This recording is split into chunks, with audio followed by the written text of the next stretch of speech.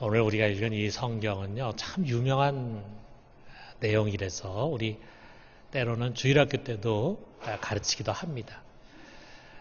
유명한, 잘 알려진 내용이지만 참 해석이 쉽지가 않은 그런 성경이고, 또 해석을 하더라도 도대체 이 시대에 우리가 무엇을 적용할 것인가 하는 것을 찾는 게 참 쉽지가 않습니다.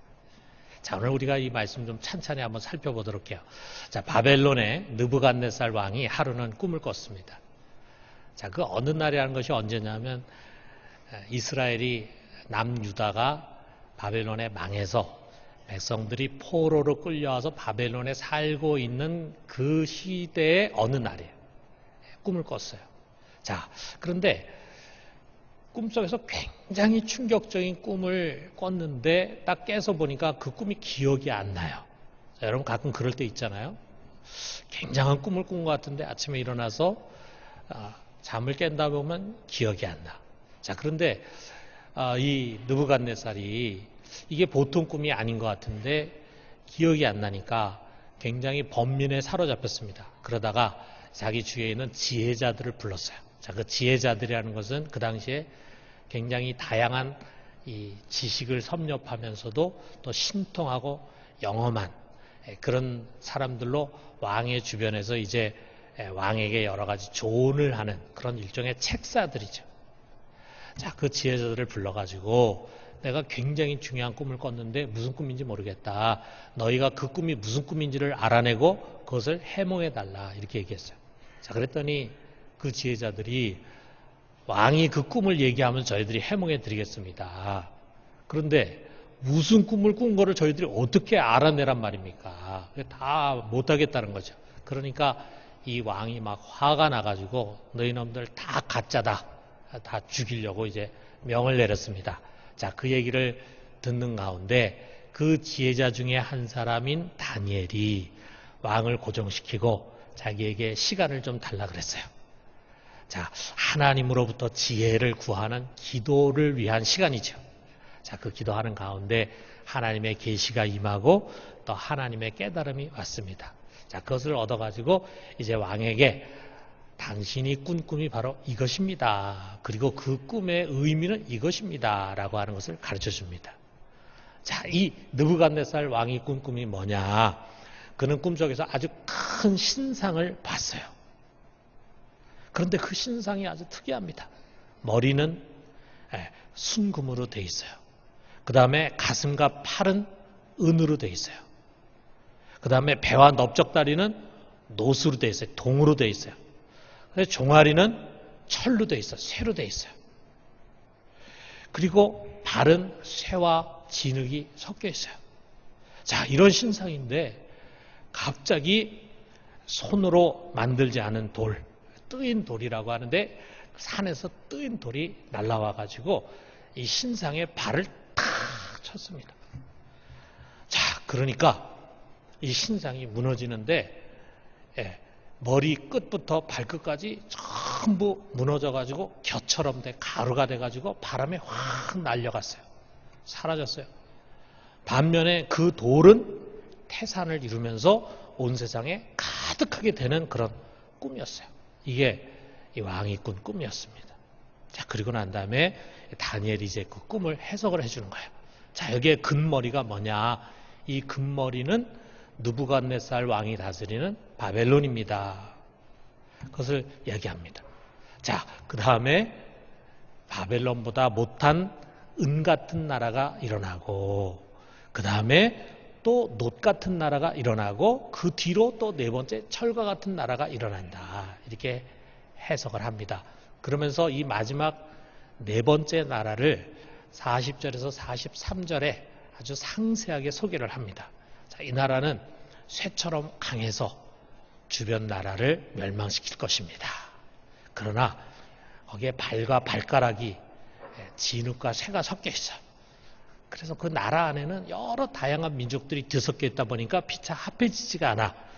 그러다 보면은 이 나라는 한편으로는 굉장히 철처럼 단단한데 다른 한편은 부서질 만큼 약한 나라입니다. 이렇게 얘기를 하는 거예요. 자, 여기에 지금 느부갓네살 왕이 꿈에서 본 신상, 그리고 다니엘이 해석한 여기 네 나라, 이 네 나라는 어떤 나라를 가르치는 것일까? 여기에 대해서도 여러 가지 해석이 있지만 칼빈을 비롯해서 전통적인 해석은 바벨론, 페르시아, 헬라, 그리고 로마, 이 네 나라로 이해를 합니다.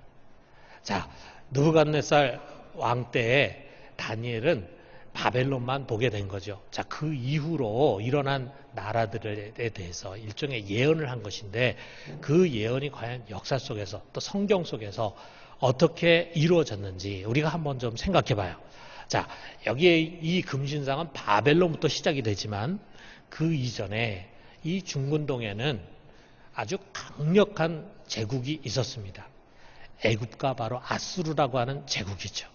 자, 여러분, 우리 아브라함을 비롯한 고대 족장 시대에서 이제 다윗 왕국에 이르기까지 이 중근동에서 가장 강력한 나라는 애굽이라고 하는 나라였어요. 그래서 우리가 성경에 보면은 가나안에 있는 사람들이 먹을 것이 없거나 기근이 들면은 애굽이라고 하는 곳에 가가지고 피신에 살거나 양식을 얻거나 그랬잖아요. 자, 그런데 이 애굽이라고 하는 나라는 이 팔레스틴을 식민지처럼 지배하지를 않았어요. 거기다 뭐 군대를 주둔한다든지 총독을 파송한다든지 이런 일을 하지 않았어요. 자, 그래서 팔레스틴은 아주 오랜 세월 작은 나라들이 군웅할거했습니다. 대표적인 게 성경에 나오는 게 블레셋이 굉장히 강했죠. 그 다음에 시리아에 있는 아람이라고 하는 나라가 굉장히 강하죠. 그리고 다윗과 솔로몬 시대는 이스라엘이 그 지역을 지배했습니다. 그리고 그 이후에 북이스라엘과 남유다로 나눠지면서 왕국을 이어갔어요. 자, 그런데 이 메소포타미아라고 하는 곳, 지금의 이라크라고 하는 지역에서 새로운 나라가 거대하게 확장해 갔는데 그 나라 바로 아수르였어요. 그 아수르란 나라가 세력을 확장하면서 주변을 정복해 갑니다. 그래서 이 나라가 이제 정복 전쟁을 하다 보니까 BC 721년에 북이스라엘이 아수르에 의해서 멸망당해요. 그래서 10개의 지파가 포로로 끌려가가지고 아수르 제국 내에 여기저기에 흩어져 버렸습니다. 그리고 남유다는 히스기야의 영도 아래서 이 아수르의 산헤리 왕의 공격을 막아냈어요. 자, 그런데 이 막강하고 그리고 이 잔인했던 아수르는 BC 612년에 바벨론에 의해서 망했습니다. 자, 이 바벨론이라는 나라가 이제는 중근동의 새로운 패권자로 등장을 했는데 특별히 이 바벨론이라는 나라에서 이 느부갓네살 왕 때 최전성기를 이뤘어요. 이 느부갓네살 왕은 또 정복 전쟁을 일으켜가지고 남유다를 멸망시켰습니다. 그래서 그 백성들을 포로로 끌고 가가지고 바벨론에 흩어져 살게 했어요. 이 느부갓네살의 바벨론이 바로 이 금신상의 금머리, 제일 첫 번째 금머리라고 하는 것을 다니엘은 분명하게 이야기를 해주고 있습니다. 자, 그런데 이 바벨론이 채 70년도 안 돼서 메대 바사 연합군에 의해서 멸망했습니다. 그리고 이제 이 중근동은요, 근 200년 동안 우리 성경에는 바사라고 되어 있고 원래는 페르시아죠. 이 페르시아 제국에 의해서 이 중근동뿐만 아니라 이집트까지 그리고 그리스의 일부까지 지배를 하고 다스렸어요. 이것이 신상에서 은으로 상징되는 제국입니다. 이때 많은 유대인, 바벨론 때 포로로 끌려갔던 많은 유대인들이 3번에 걸쳐서 예루살렘으로 귀환을 합니다. 그래서 거기서 예루살렘 성전을 짓고 정착을 하게 됩니다. 자, 그런데 200년 동안 이것을 지배한 강력한 페르시아도 BC 331년에 우리가 잘 알고 있는 유명한 알렉산더 대왕과의 전쟁에서 패하면서 무너져 버렸어요. 이 알렉산더 대왕은 중동과 그리스 그리고 이집트를 통합하는 광활한 영토를 아주 짧은 시간에 점령을 했지만 그는 아주 젊은 나이 30대 초반에 요절을 했어요. 자, 그래서 그 땅이 그의 밑에 부하인 디아독 포이라고 하는 그런 집정관들에 의해서 4개로 나눠져 가지고 오랫동안 다스림을 받게 됐습니다. 자, 이 기간에 팔레스틴에서는 어떤 일이 일어났냐면 유대인들이 그것을 지배하는 셀루키스 왕족, 이 헬라 제국에 대항해 가지고 마카베 전쟁이라는 독립전쟁을 일으켜서 거기서 승리합니다. 그래서 이 유다라고 하는 나라는 독립국가를 세워요. 그게 하스모니안 왕가라고 하는 독립국가였어요. 그래서 로마 시대까지 이르게 됩니다. 자, 그런 가운데 또 새로운 제국이 일어나게 됐습니다. BC 200년, 210년까지는 이탈리아 반도만 차지하고 있던 작은 로마였는데 점차로 주변국을 하나둘씩 정복하더니 부상을 하게 됐어요. 이후에 로마는 여러분이 지도에서 보는 것처럼 지중해 주변과 과거 페르시아 영토 그리고 유럽과 심지어는 영국까지 통치하는 그야말로 거대한 영토를 다스리는 그런 제국이 됐어요. 이 로마가 바로 여기 신상의 철을 가리키는 나라입니다. 이 로마는 철이 상징하는 것처럼 아주 강한 나라였어요. 그야말로 철혈 통치, 힘으로 지배하는 나라였어요. 주변에 있는 나라를 마구잡이로 점령해가지고 그리고 그 나라를 복속시키고 그리고 자기 제국 내에 있는 사람들을 권력으로, 힘으로, 무력으로 다스렸어요. 우리 십자가 처형 제도가 그것을 상징해 주는 것입니다.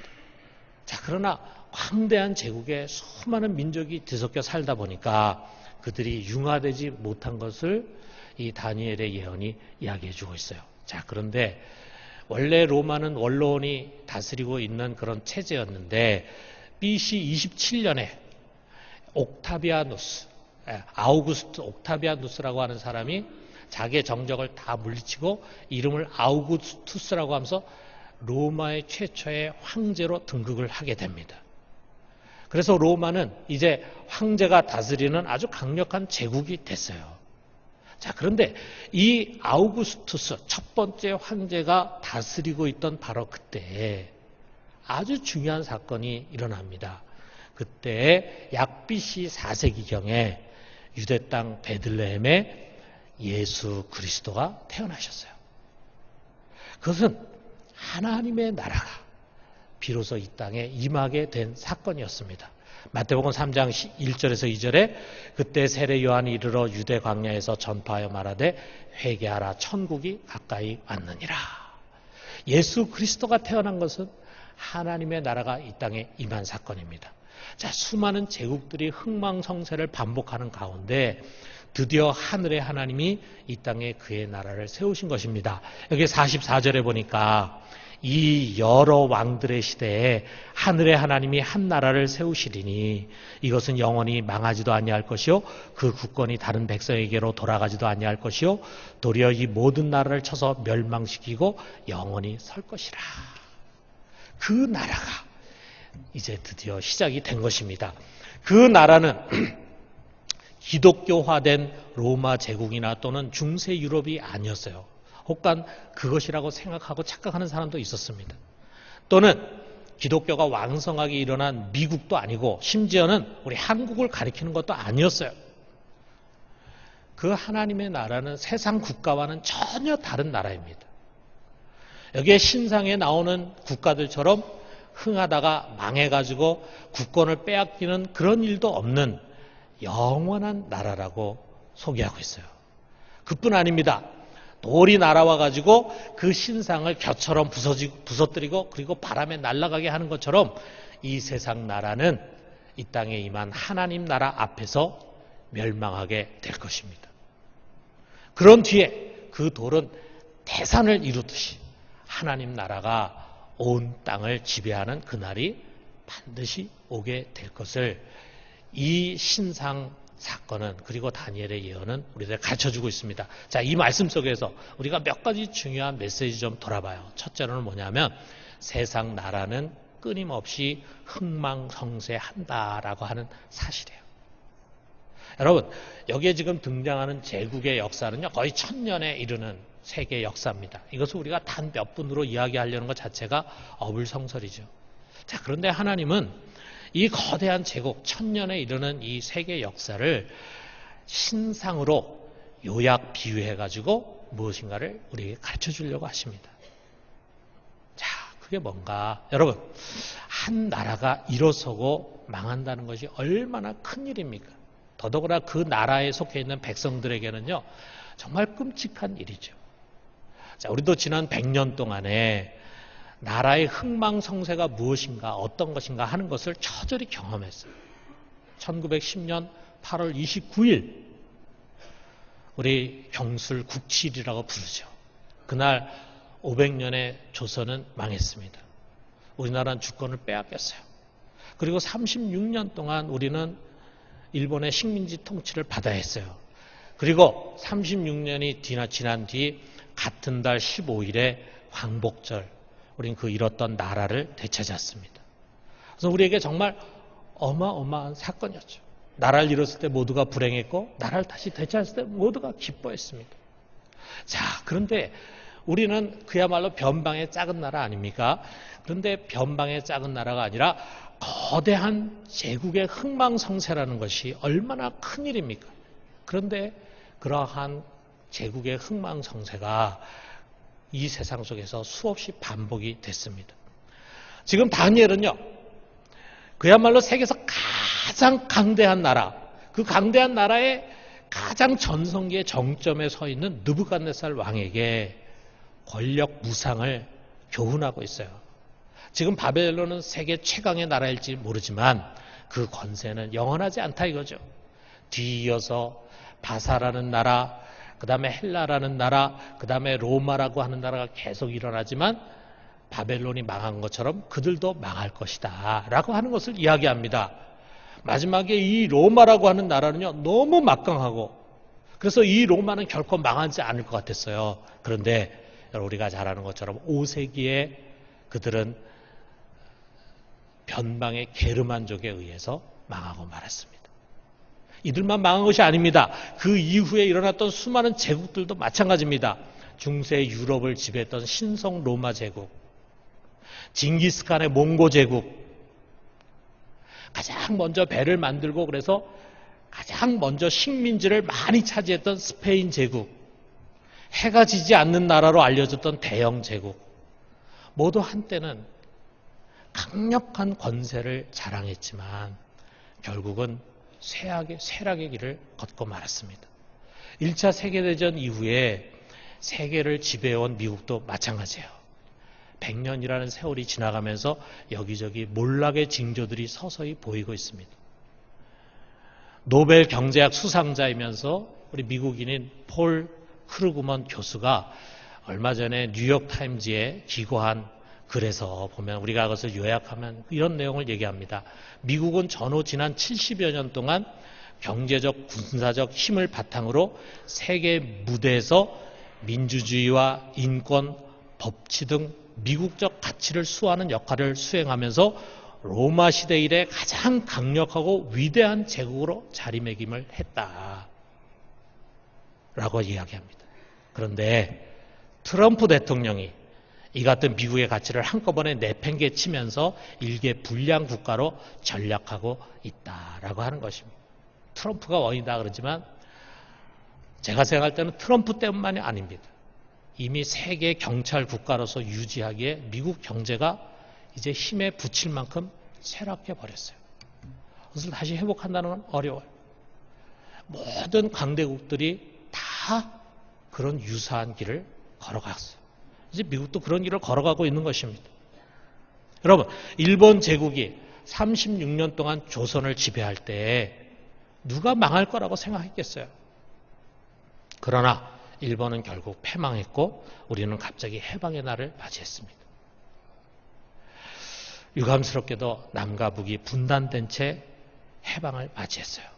그리고 70년이 흐르면서 남한은 세계가 주목하는 경제 대국으로 부상했고 북한은 세계가 염려하는 가장 가난한 최빈국으로 전락했어요. 같은 민족이었는데, 같은 언어를 하고, 같은 생각을 가지고, 같은 전통을 가지고 있었는데 70년의 세월 속에서 이처럼 극과 극이 되는 일이 벌어졌어요. 자, 이 모든 것이 사람의 계산대로 다 된 것이 아닙니다.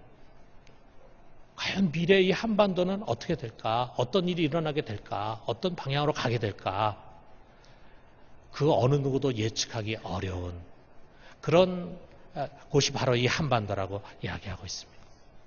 자, 이 신상 이야기는 당시에 절망 중에서 포로 생활을 하던 유대인들과 우리 시대에 살아가고 있는 그리스도인들에게 하나님의 눈으로 역사의 흐름을 볼 것을 요구합니다. 이 세상 나라는 다 지나가는 것이라 이거죠. 다 지나가는 것이라 이거죠. 영원한 권세가 없다 이거죠. 흥하고 망하고 성하고 쇠하는 것입니다. 그러므로 이 세상을 살아가는 우리 그리스도인들은 현실 정치에 너무 기대지도 말고 너무 실망하지도 말아야 합니다. 너무 무관심해서도 안 되지만 너무 밀착하지도 말아야 합니다. 여러분, 우리 하나님 나라 백성들은 세상 나라에 좀 거리를 두고 관조하는 자세가 필요합니다.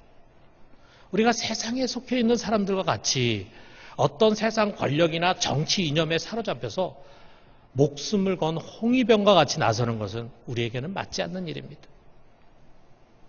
우리는 언제나 변화무쌍하게 흘러가고 있는 세상 나라 속에서 자신의 신앙과 자기 자신을 지킬 줄 알아야 합니다.